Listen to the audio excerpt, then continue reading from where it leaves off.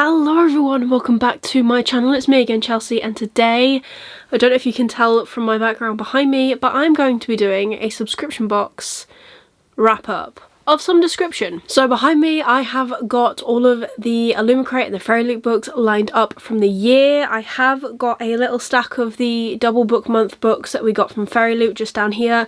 These are the main ones. So I am just gonna give you a quick up close look of the shelves. I'm not gonna take all of the books off the shelf, we're just gonna scan through, so what we have, and refresh your memory.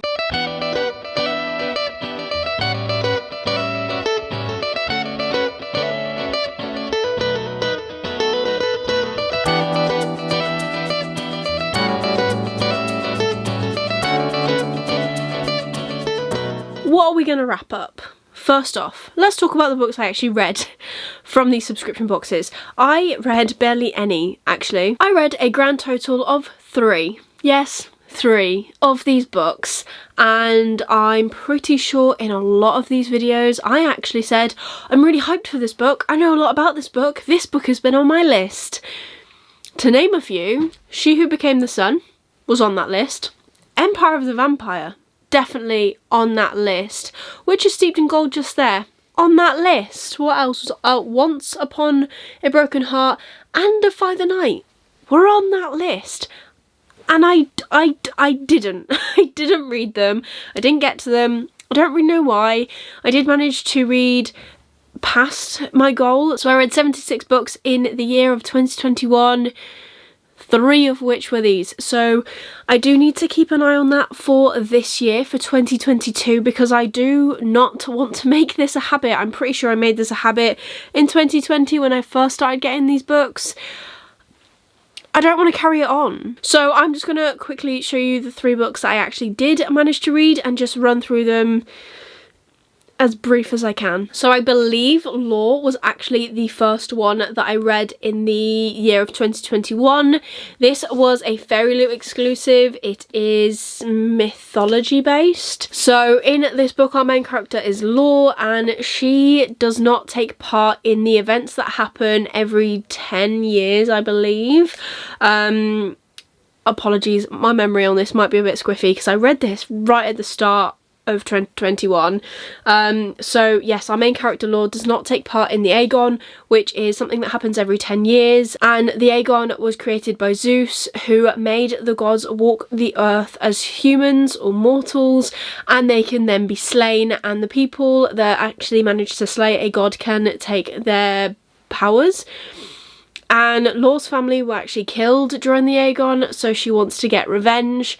This was really good. I remember really enjoying it. I actually remember a lot more about it than I thought I would.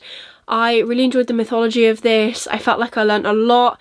I like how the ending was. I like that this is a standalone. I think this is a common thing now, is that book boxes are doing a lot of sequels, and one, I can't keep up with them. Like The Bright and the Pale, which is just here, had a sequel come out this year. I couldn't afford it, so I've now missed out on that, so I'll get a normal edition, but that's completely fine. But I haven't read it either, so that's why I didn't do it. But there are also cases of many of these books that are sequels, or that have sequels that will come out that won't get special editions to match, and that's happened to me a couple of times now, and it's a little bit frustrating. So I love a good standalone so that I don't have to worry about getting a matching edition. I am so surprised at how much I enjoyed this, but this was book 1. From there I would have gone to Winter's Orbit, which I read at the middle of last year. I read it audibly. It was 3 stars for me. Didn't massively enjoy it, but it is heavily romance based, and that's just not me as a reader. I do feature this in my most disappointing / worst books of 2021. If you want to check that out, I'll link it up here for you. I love the characters in this. I love the world in this. I just wish that I had more of the world to actually discover. I did think, again, this is a standalone, which is brilliant. It was like the first book in such a long time where I've wished that a standalone was actually a series, purely not for the characters, not for that plot, purely just to get used to this world, because there are so many really interesting elements in this book that I would have loved to see more of. But yeah, this was book number 2. And then finally in spooky season, I actually did manage to read The Devil Makes 3. This, I believe, was 4 stars. I think Lore was 4 stars and I don't think I mentioned it, but I think this was 4 stars. I really enjoyed this. I don't really usually read horror, but the premise of this is that we have 2 main characters and there are 2 POVs as well. And our characters are Elliot and Tess, and we read from their perspectives. And Tess and Elliot do not like each other at all, but when they discover a book and somehow manage to unleash a devil, they have to come together to put the devil back in its book. And it's really, again, a great standalone. I really enjoyed where it went. This had so many more twists and turns in it than I thought, which is why I really enjoyed it. I did not expect it to go the way it did, and I loved that. I think this is perfect for spooky season. It's definitely got that like spooky horror vibe. There are some points in this book where I was like, this would make a really good movie, because it was just so visually descriptive and the characters were very like 3-dimensional to me, and I really enjoyed it. So that was actually book 3 that I read. So there are the 3 books I managed to read. Not very good, huh? This year we've been very lucky. We managed to get 3 boxes from Fairyloot that had 2 books in it, so I'm just gonna run through them quickly with you. We got Beasts of Prey by Ayana Gray. We then got Afterlove by Tanya Bryn. And then we got The Coldest Touch by Isabel Sterling. Now these books are great. I love the different covers. I love that they have digital signatures. I love that this one has spread edges and is a paperback. However, I don't really think that I'm massively interested in any of these, personally. I do still want to read them. But this is like a romance involving a vampire. This one sounds the most interesting, actually, because this has got something to do with magic and enemies to lovers, and doesn't seem as gooey, if that makes sense. And then this one is a Reaper romance. So all of our 3 additional books are quite romance heavy. I say it all the time, I'm not a romance reader. Hopefully I do enjoy these because they've got like paranormal or supernatural or magical things to them. So hopefully that will bring my attention span in, and I am going to give these a go. I might actually even try and do like a little reading-y vlog for them, because they're all kind of the same in the sense of romancy. So let me know down below if you'd be interested in that. Fantasy sci-fi reader reading fantasy romance could be good. But yeah, so there are the 3 extra books that we got this year. We got no double boxes from Illumicrate, which is sad. I would love to do a favourite item showing for you guys, but unfortunately this year anyways, this could be something that I incorporate into next year's. This year I unfortunately do not have a lot of space. I do not have all of my stuff with me either. The first couple of months I don't even have in this house, and then the rest of the year is all packed and stored, so I will definitely bear that in mind for next year's wrap up for subscription boxes, because I think that would be something that would be really cool. Off the top of my head, we have had some great items. We've had a lot of Rosy Thorn mugs, we've had a lot of ceramic items, especially from Illumicrate. They've got new like ceramic teacup things as their collectible items, which are pretty cool. We have seen more tarot cards, which are stunning, from Fairyloot. We have seen some amazing bookmarks. See if I can actually find any so I can show you. Ah, this one. Perfect example. So this is a Priory of the Orange Tree inspired bookmark, and it is absolutely stunning. So we've got the wyvern there around the tower, which is a very big thing in the book. It's quite a key scene and I love this. I love the little cutouts. I'm not sure if this mug is from this year, but this is an example of a Fairyloot mug. So this has currently got all my Fairyloot bookmarks in. This is cool. This is a Winter Night mug. And then an example of a Illumicrate mug by Rosy Thorns. So these are all paper craft. And this just holds like odds and ends bookmarks for me, you know. So we've got some stunning items constantly throughout the year. We have had some letdowns. There have been a couple of boxes where I have made note of lack of items, or there have been a couple of incidents where I have noticed, especially with Illumicrate, who used to do monthly pins every month, would do double pins, and I'm not a big fan of that.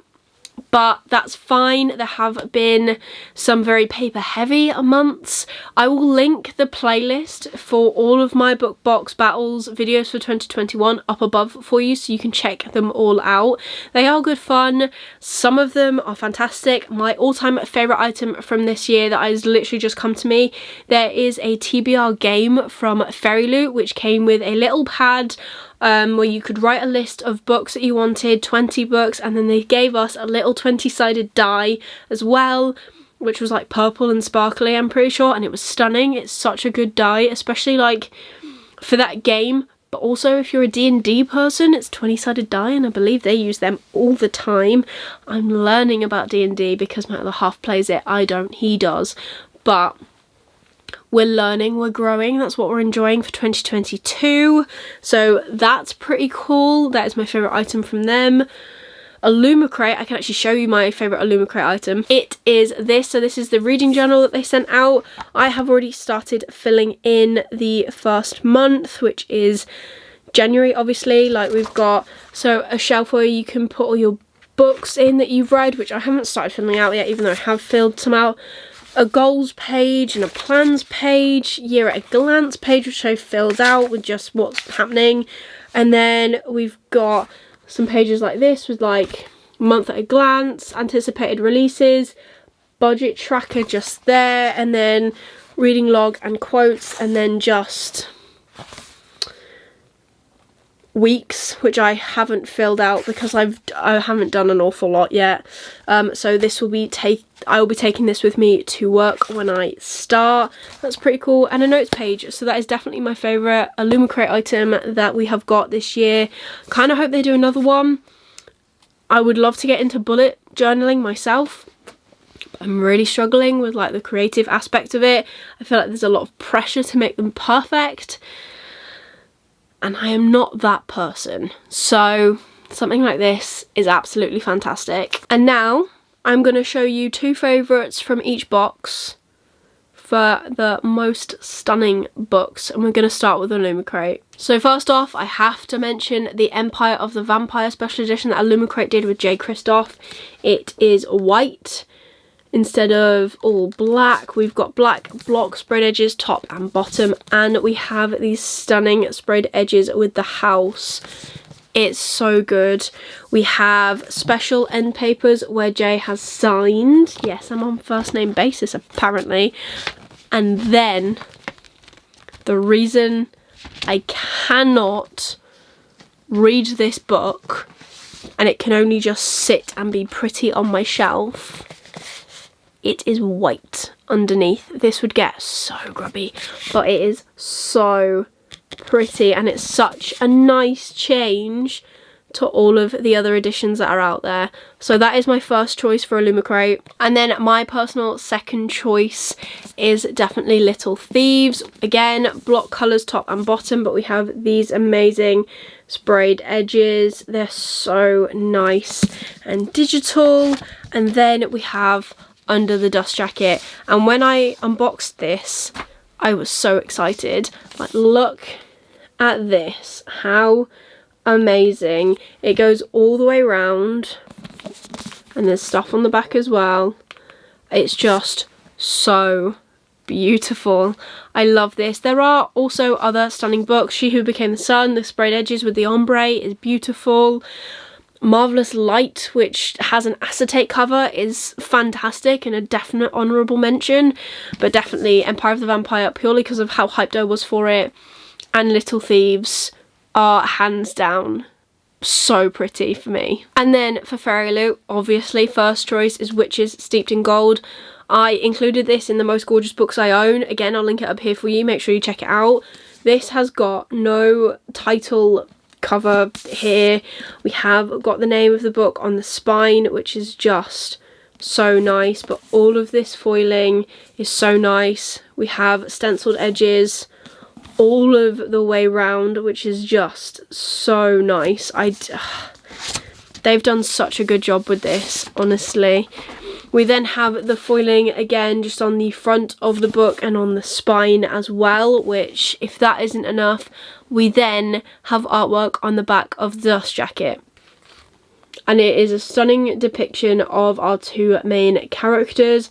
I believe there's going to be more books in this series, and if there are, please do matching editions, please. And then my second pick is definitely Once Upon a Broken Heart, because again, like Empire of the Vampire, one of the books I was very hyped for, we have a completely different colorway. We have pink blocks at top and bottom, and then sprayed edges just there with digital on them. Honestly, this book goes beyond. We have foiling on the hardback and the spine. It just says The Ballad of the Archer and the Fox, and then this on the back as well. Along with that, we also have special end papers, and they're different on both sides, which is pretty cool. Love that. And then of course we also have this papercraft artwork by Rosie Thorns 88. Look at that, so nice. Again, honourable mentions, the Prison Healer, which has got stenciled sprayed edges along the end, and it also has foiling on the hardback. That seems to be a common theme for Fairyloot, especially this year, is portraits of main characters on the front of the book in foil. 6 Crimson Cranes as well, stunning book, stenciled edges, beautiful dust jacket art as well. Absolutely love it. Both boxes have definitely come out with some amazingly beautiful books this year, and I am actually floored by how incredible they all are for different reasons. Obviously, I've just shown you 4 favourites of mine, 2 from each box, which is great. There are some books that maybe don't hit the same marks, but you know what? It's completely fine. Sometimes we want an all out there beautiful book, and sometimes we want it a little bit more simple, and that's completely fine. So now just the final quick thing that I want to talk about is whether I think these subscription boxes are worth it, and I 100% say yes. There are months where I'm not impressed with the items, there are months when I'm a bit baffled by the book choice, but my main reason for getting subscription boxes is definitely to broaden my horizons, to obviously get a special edition of books like pretty versions, which I love, and also to just kind of collect some bookish merch for series and books that I absolutely adore. I have said this before, but I need to do a massive sort out of my items that I've got and I've collected over the past 2 years, because there are a lot and I'm not going to use them all. So at some point, hopefully when I move, I will be able to do a massive clear out, so I'll let you know on my socials. So shameless plug, all my socials are linked down below, keep an eye on that. Hopefully I will be moving soon, so I'll be able to get some of that sold, and obviously if it doesn't sell then it'll go to charity, but that's fine.